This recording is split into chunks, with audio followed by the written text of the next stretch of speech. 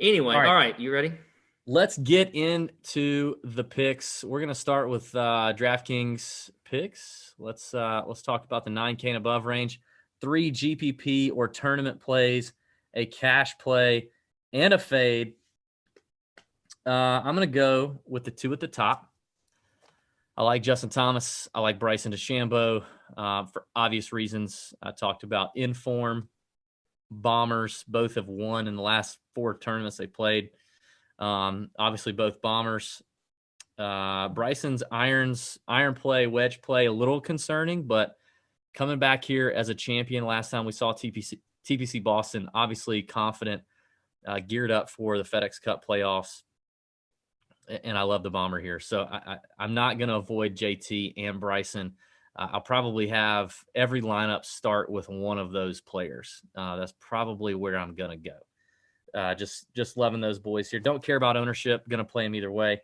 And then I'm going to go with Morikawa, another guy I don't care about ownership. I don't really care here. But Morikawa, not really a bomber, but plenty long. I mean, long enough. He's 290, 300 off the tee.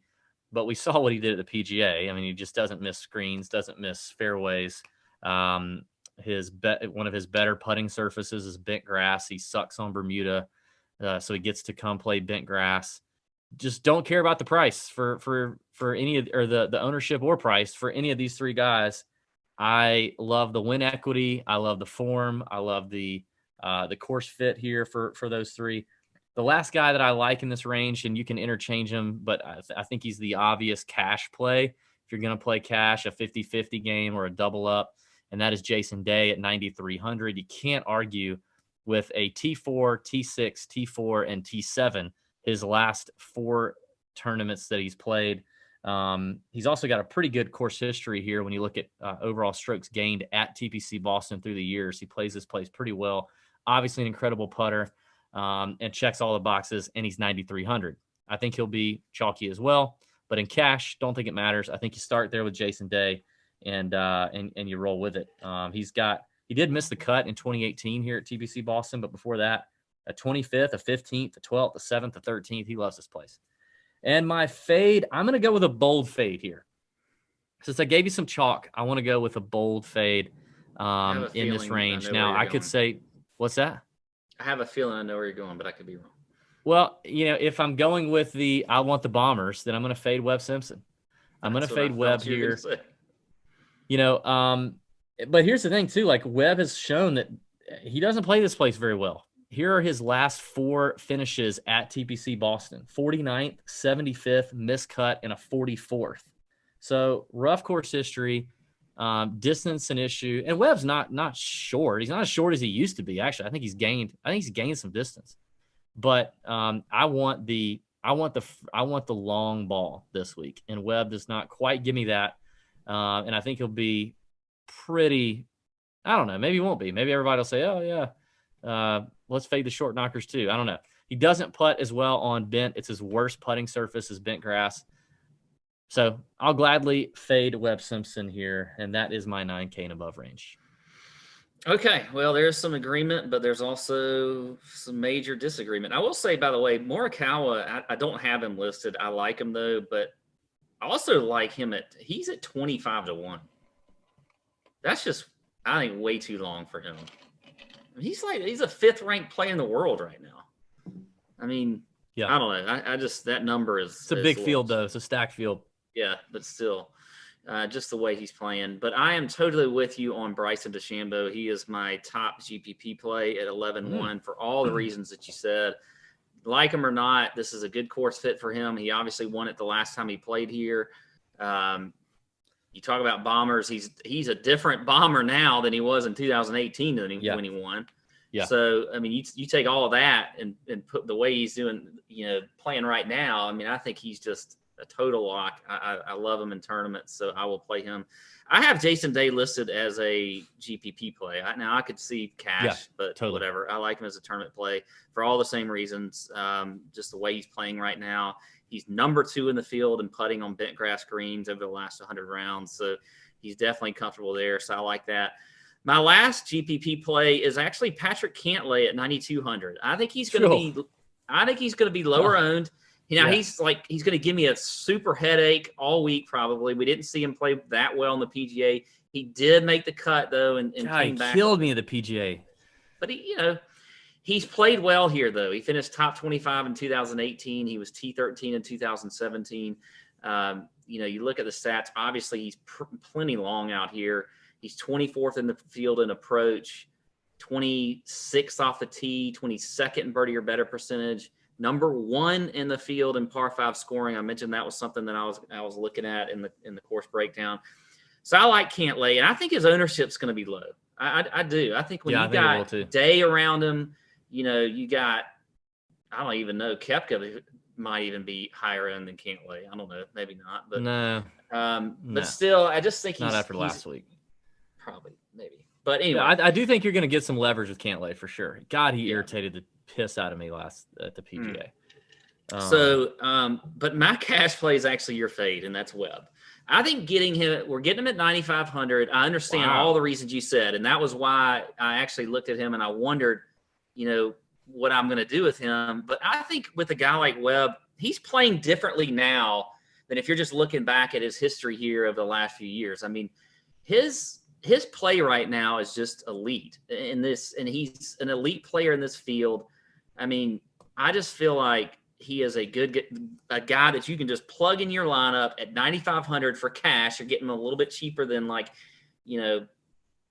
I do like Day, by the way, in cash. So I can't really go against you on Day for cash, but I just feel like Webb is just that consistent style player that can play well on this course. And you mentioned his history. Yes, it hasn't been great all that lately, but he did have a top 10 back in 2014 when he was in better form than he's been over the last few years. Because you got to take into account the fact that he was struggling with that putter for a long time. He couldn't do the long putter anymore and all that other kind of stuff. So I think that skews some of the history here. So I'm fine with playing Webb, and I like him in cash at 9,500. I do think his ownership is going to be relatively high. And if it's low, then hell, I play him in tournaments too. I think it's going to be a little low. I actually think it's going to be low. Yeah. He's only gained strokes. Let's see. He's gained strokes tee to green at this golf course twice, 2 out of 4 trips. The one time he gained the most tee to green, he lost the most putting, and that's the one miscut. The other time, he only gained about a half a stroke tee to green because his chipping was great. But like ball striking here, he is not great. And I think it's because it's just a big golf course. He's hitting a lot of long irons, and he's a great long iron player, and he's a good hybrid fairway wood player. But over 72 holes, it's tough to keep up with this elite kind of field, this elite long kind of field. Yeah, I mean, I hear you. I just think that, I mean, I don't know. I mean, I don't think that TPC Harding Park was that was a big boy golf course. He still finished okay there. I mean, I just don't think that it's completely takes him out of the running. More of a premium in being in the fairway at TPC Harding Park, though. Probably so. Much different than this course, I think. Yeah. Anyway, I don't mind him. If you want to play him in tournaments, you want to play him in cash, I don't mind at all. My fade this week, and this is more like self-serving, because I'm probably going to end up putting him in some lineups, and that's Rory. It's just like, I can't ever figure that damn guy out. But you know what? I mean, you look at his history here is obviously good because he's won a couple times. He did miss a cut in 2017, and he was T12 in 2018, which is good. And I mean, everything points to him playing well here, but he's not playing that great recently. He's been very just blah. When you think of a guy that you're getting as a third highest priced guy at 10-8, so I'm going to fade Rory, but you know what's going to happen on Wednesday night? I'm going to put him in some damn lineups because that's what always happens. Don't do it. I mean, just don't do it. The irons have been pretty poor with Rory. Yeah, no, they have. Historically, a better Bermuda putter than Bent, and yeah, I mean, he just hasn't been able to put 4 together. That thus kind of the lackluster finishes. I think he'll be low owned. If that's your only reason you want to play him, then you can do that. I mean, he's still Rory McIlroy. He's still an elite player. So, but he's definitely just not clicking at the moment. So, yeah. I mean, his putting too has just been terrible. I mean, since the restart, he's lost strokes putting in every event except for 2, but still, I don't know. I'm off Rory this week. You need to like tell me on Wednesday, like, hey Pat, you said you're gonna fade Rory. Don't put him in the lineup. Just do what you said you're gonna do. Okay, I'll tell you that. Let's get to the 8K range. There's 3 guys in this range I really like, and I think you could. I think one I'm going to stick to strictly playing in tournaments. The other 2 I would interchange between cash and tournaments. But I'll start off with the tournament GPP plays. I'm going to go back to the well. Tony Finau at 8,800. In form, bomber. Best surface is bent. 8 of his last 12 rounds he's had in the 60s since the restart. He finished T4 here last year, 24th a couple years prior to that. Not last year, the last time they played TPC Boston. So I'm going to keep going back to Tony Finau. And I tell you, I said this at the PGA. I don't know if I said it in the recap last week, but Sunday at the PGA, I felt like he looked a little different. He looked like he was a little more ready to win. I think I texted the group this. Yeah, I think you texted that. I agree with that. He just looked a little different, man. I think he came out, knowing what he had to do and came out and shot a good number. Other than the poor decision I think he made off the tee on 16 that day to try to draw a hybrid or fairway wood or whatever it was into that hole where I don't know why he just didn't hit a cut shot. I don't know. Other than that, I really feel like he played very well. He putted well. He attacked pins. He didn't look scared. He looked ready to go ahead and win a big one. I don't know. I just saw something there with Tony. So I'm going to keep riding the hot hand with Finau. And then I think I might get some leverage. I don't know. Maybe he's getting talked up, but I think I'm going to get a little bit of leverage with Hideki at 8,600. I'm going to go back to Hideki. I had him in the PGA, finished 22nd in the PGA. He's just a top 20, top 25 machine since the restart. You're only paying 8,600 for him. His best putting surface is bent grass, despite not gaining any strokes, but he loses strokes everywhere else. So he's coming to a surface that he's familiar with, that he's good on. He hits it long enough. He's not a super bomber, but he's top 3rd in this field in driving distance, and his irons are still really good. It just all comes down to the putter for Hideki, but the putter hasn't been super, and he's still pulling off 22nd, 22nd, 21st place finishes with one blip on the radar at Memorial. That played extremely difficult. So I like Hideki at 8,600, and I feel like he's going to be a little lower owned. I feel like he is. Maybe not, but I think he is. And then for cash, I got to go with my boy Daniel Berger, 8,900. I'm going to keep riding Berger.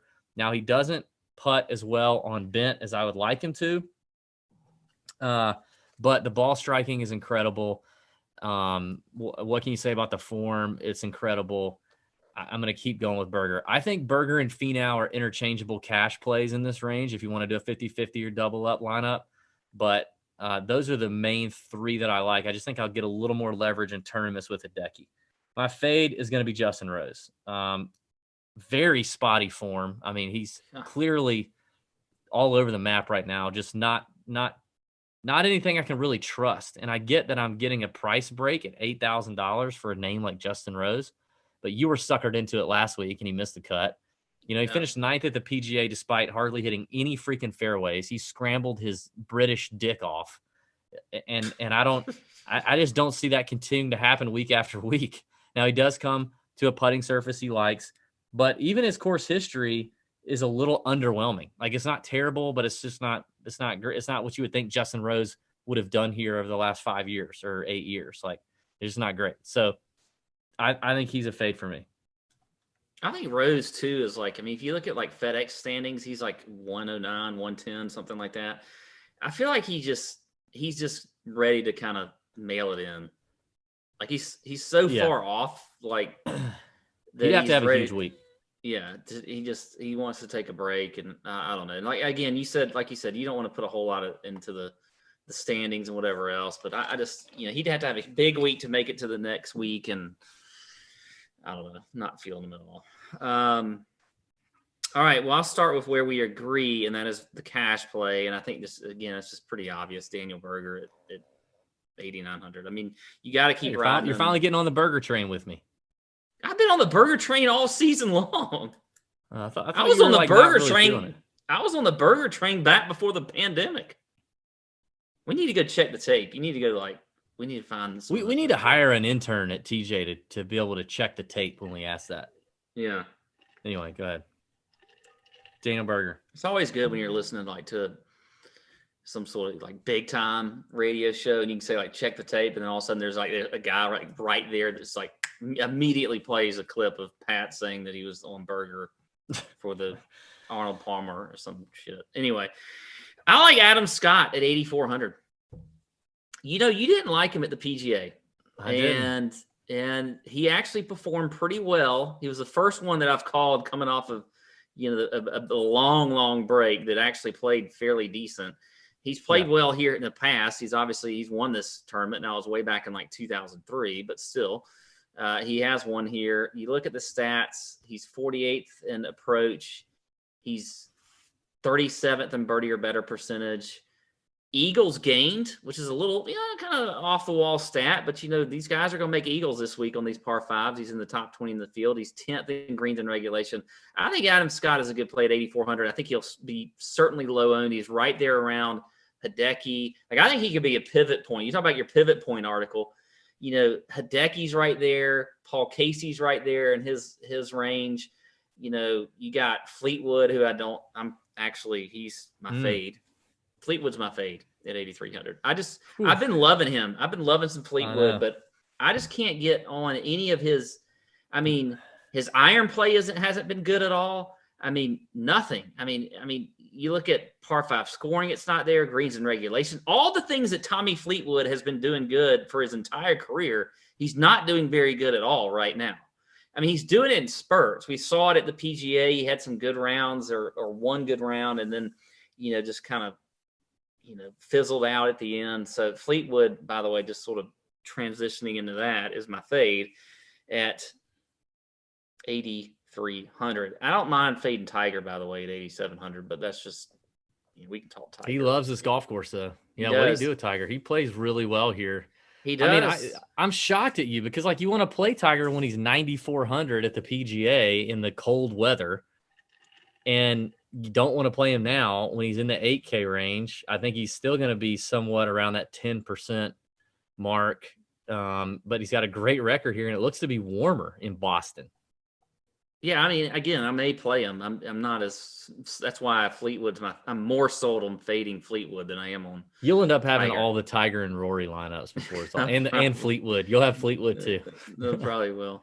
Last week in the Nut Hut Listener League, by the way. In the Nut Hut Listener League, I have determined the last few weeks that I would have a themed lineup just because I'm not trying to win the thing because that's for listeners. And last week I put in the all Pat chalk team, all the guys that Pat loves to play. And it finished like DFL. Yeah, I don't know if that's a good promotion for the show, but I appreciate that anyway. Well, it's just a bad week. It was a bad week for your boys. It was actually good players. On paper, I was like, "Oh, these are good. These are good players." Well, there was a couple in there that I didn't even like for that week. You had Patrick Rogers in there, which I didn't like. No. It wasn't for that week. It was just when I see these names, I think of guys that Pat likes to play. Gotcha. Okay. Remember back in the day, in the early days of the podcast, you loved some Patrick Rogers. Oh yeah, he was. Now it's kind of shifted to me a little bit. But you used to love some Patrick Rogers in the early days. A huge fan. Well, if you want to put a guy that I have just loved all year in your lineup this week, then go with Victor Hovland because he is my other GPP play. I like Victor Hovland this week. Screw all this scrambling stuff. Don't come at me with all the scrambling numbers. I don't care. The guy is just. He's awesome off the tee, approach. Birdie or better percentage, par five scoring, greens and regular, everything Victor Hovland does well. He's got to win eventually. And I'm not saying he needs to win this week. He's at 8,200, so it's not like you have to have him win. But I think he has tremendous upside. Well, he won in Puerto Rico. Well, yeah, I'm just saying, this week, I think it's an interesting week for him. You got wide fairways, and he's gonna hit a fairway regardless. But yeah, and then you got slightly larger greens, so maybe he's not doing as much scrambling, and he's if the irons are off, he's doing more putting, lag putting. yeah. Interesting week for Hovland. I don't hate the Hovland play. So I like him at 8,200. So there you go. My kind of bonus there was Finau. I'm with you there. Okay, good stuff. Good stuff. Let's get to the 7K. But before we do, we got a lot of listeners here who are likely professionals who may hire people.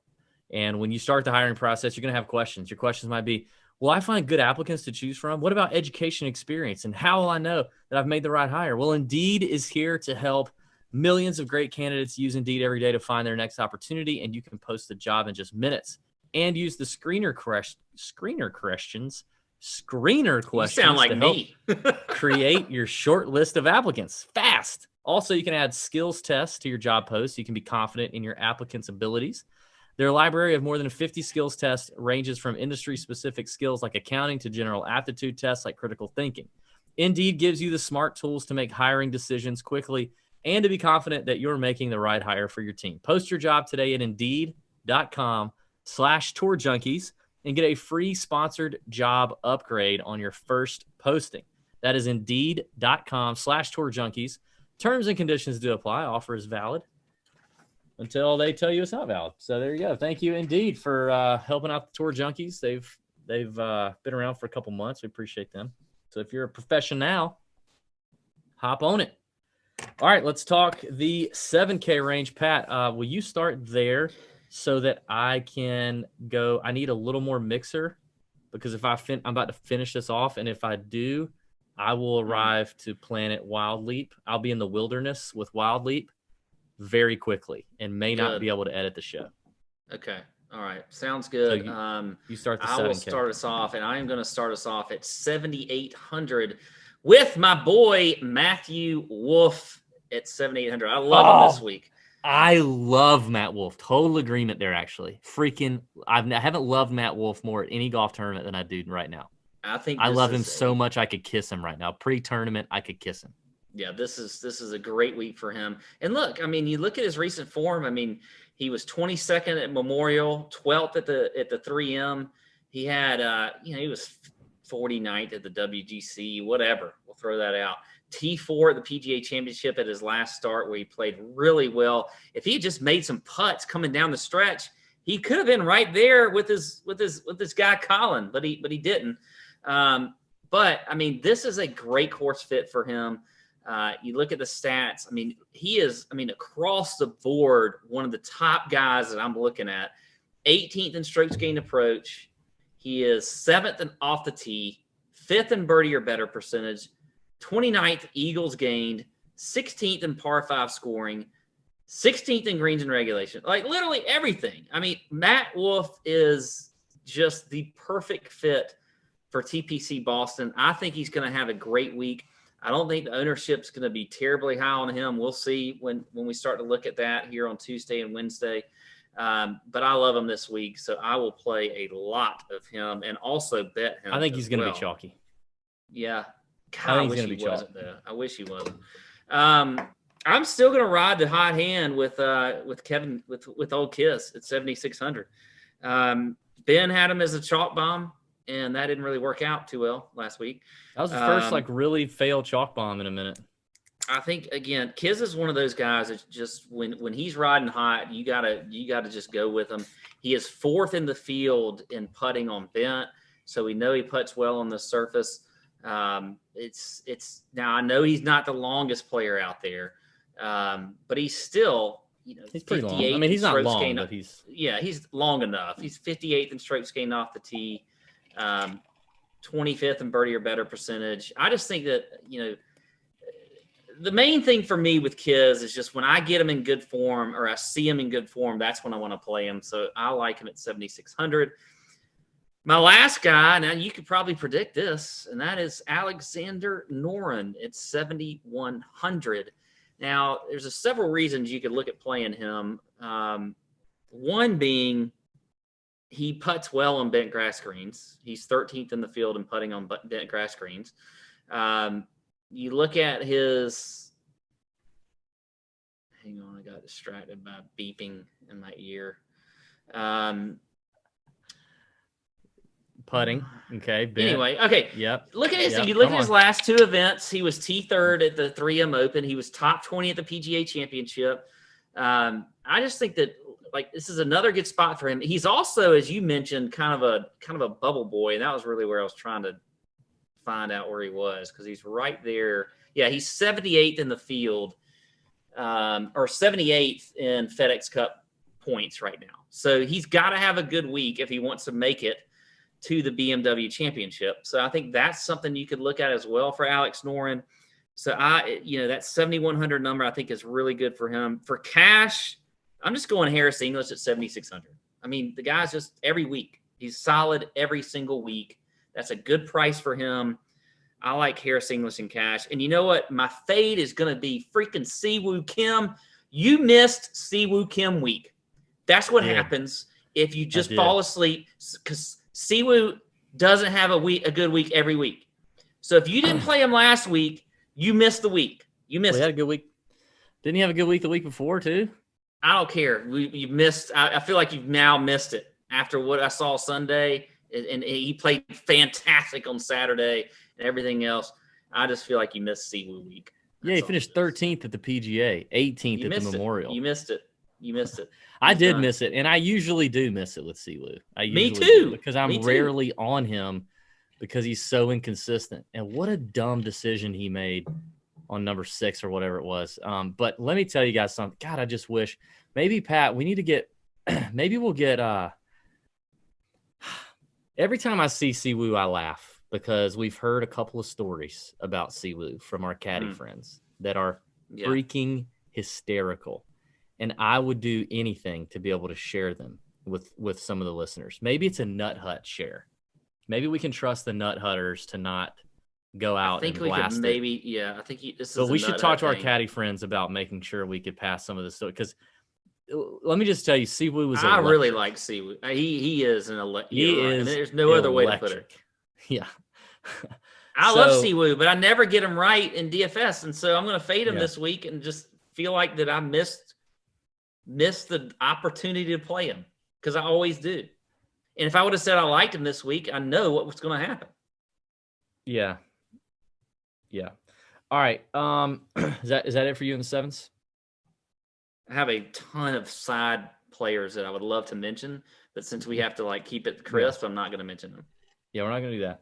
I'll start with my fade. My fade is basically American Justin Rose, and it's Ricky Fowler. So instead of his British dick, it's his American dick that's sucking right now. Very hit or miss form, up and down.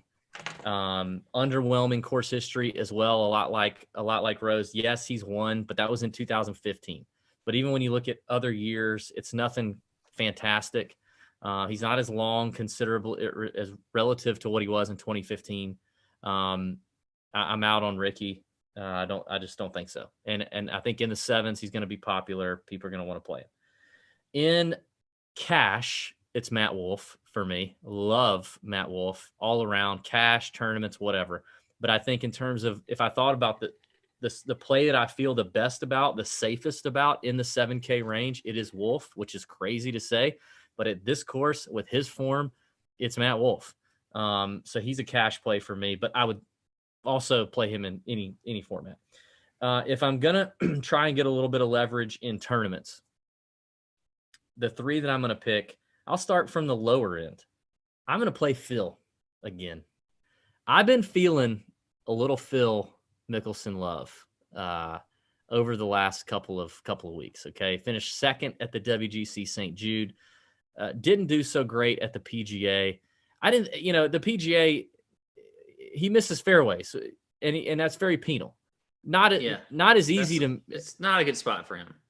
Yeah, not as easy to miss fairways here. They're pretty wide, not as penal. He actually has great course history here, really good record here, and he's flashing some form, and he's aggressive. He's 67th in the FedEx Cup ranking, so he's a bubble boy. Right now, he's inside the BMW for next week, but he's a bubble boy. And I can't imagine, as competitive as he remains to be, he wants to be a one and done in this year's FedEx Cup playoffs. So I think he's going to come to play, and I think a lot of people are going to be afraid to play him. And you got scoreable conditions here on a course that he knows very well, that he's played many times, and he's flashing some form. I think we could see a little magic out of Phil this week. So I like Phil. And then I'm going to go right up there with him at 7,300, and I'm going Byung-Hun An for the tee to green possibility that Byung-Hun An brings. And we come to the putting surface that he putts the best on while still losing strokes, because Byung-Hun An equals losing strokes on the putting surfaces. But he loses the least amount of strokes on bent grass greens, coming off a 22nd at the PGA, 12th at the WGC, 2 stacked fields, two decent, tough golf courses, but scoring, score when you have to kind of spots. The iron play, the greens and regulation play, solid. He's not a short hitter by any means. Top third of the field, really, in terms of distance. And at $7,300, I'll ride or die with the hot Byung-Hun An. He also tends to score and make birdies when he's rolling. And then my final. So you mentioned I couldn't talk about my extras. Yeah, but I can at least confirm. Yeah. So one of my extras was been on. Okay. So I'm gonna. So if you mention one, I'm just gonna do a little check mark on the screen here. Okay. The final GPP play for me is Cam Champ. Bombers in good form, scoring. Cam Champ checks the box. 12th at the Rocket Mortgage, 25th at the St. Jude, 10th at the PGA. Fell apart on Sunday. Now, the putter concerns me. The putter always concerns you with Cam Champ, and he putts the worst on bent grass. That kind of sucks. But give me the distance, give me the strokes gained off the tee, the greens and regulation numbers in a short field where, if you can get him through the weekend, he can definitely go out and have a low round of the day on a Saturday or Sunday. So I like Cam Champ at 7,600. I just think there's a lot of value in the sevens. I said that my favorite plays in the top were JT, Bryson, Morikawa, all above the 10K number. And then, of course, Bryson and JT, the two most expensive players. So naturally, down here in the 7K range, it's guys like Champ, Phil, Byung-Hun An, who I think are really cheap and have a lot of upside and can compete in a golf tournament of this caliber. And Matt Wolff, who is expensive, but whatever. All right, let's get to the 6K range and button up the DFS portion of tonight's show, Pat. I got 4 names that are popping for me. 4 names. First one, first one. Right there. Where is it? Where did he go? Oh, yeah. Brendan Steele, $6,800. Tee to green game is really solid right now. Can't putt worth a plug nickel on bent grass, but here's hoping he can overcome. He's got 26 rounds at TPC Boston in his career. So he's played a lot. The course history is not great, but he's got experience here. So, that counts for something despite it not being great. But he does come here in good form. 22nd PGA, 13th at Memorial, 6th at the Travelers, just in his last 4 events. So give me some Brendan Steele at 6,800 and the upside that you have with him. He can score. We know that too about Brendan. Then I'm going to go to Henrik Norlander, who I hopped off of last week at the Wyndham, finished T59, didn't hurt me. He was a little chalky, but I think some folks are going to hop off the Norlander train in this stacked field. But I love the fact that you get him at 6,600 and he's just making cuts right now because he's so deadly tee to green. He's kind of like, don't wig out. This is not overreaction theater time, but he's a little bit like Morikawa. He doesn't hit the ball. Hold on. A lot of people are laughing at that. He doesn't hit the ball super far. He doesn't hit it far, but he's not short. He's 290. He can move it out there to 300, 305 when but he doesn't miss a lot of fairways and he doesn't miss a lot of greens. He just doesn't. And so he doesn't get himself into a whole lot of trouble. He just can't putt, and he's a worse putter than Morikawa by far, and probably doesn't have the short game. But I just like that in a short field event. I like the opportunity to make the cut, and he still had some really solid, good finishes in some strong fields since the restart. Then I'm going to go to a boy who I love to play. I love to play this young man, the Gooch. The Gooch is loose. Taylor with no Y, Gooch at 6,500 is a birdie machine. He's an aggressive young bomber who can great iron play. Sometimes he's a little erratic with the driver, so kind of crazy. But I think the wider fairways will do him some good. Finished 25th last week. Good form coming in. Kind of hit or miss, but when he makes the cut, he plays well. And we've seen him play well in tough fields. So give me some Taylor Gooch. And finally, all the way down at 6,300, a guy that I've enjoyed playing, and it tends to pay off. He's got a T15 last week and a T12 at his event before that, and that is the Australian long-hitting Cameron Davis, 6,300. Checks all the boxes: distance, strokes gained approach, greens and regulation, best putting surface is bent. Cam Davis at 6,300 offers quite the upside and scoring potential in a bomber on a course like this. So that's it. Okay. Well, I'm not in a ton of disagreement with any of those players. I will mention with Norlander at least too that he is sitting at 68th in the FedEx Cup standings.